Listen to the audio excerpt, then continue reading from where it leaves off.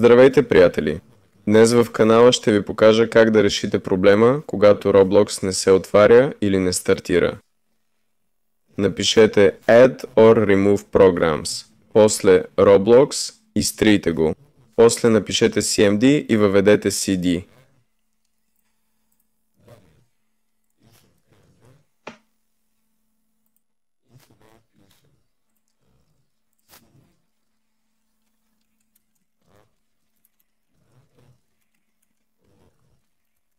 Въведете AppData, после AsRoblox и натиснете и Enter.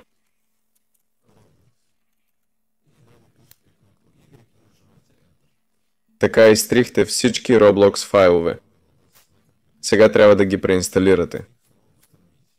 Отворете браузъра, отидете на официалния сайт на Roblox и пуснете някоя игра. Ще ви предложи да изтеглите Roblox.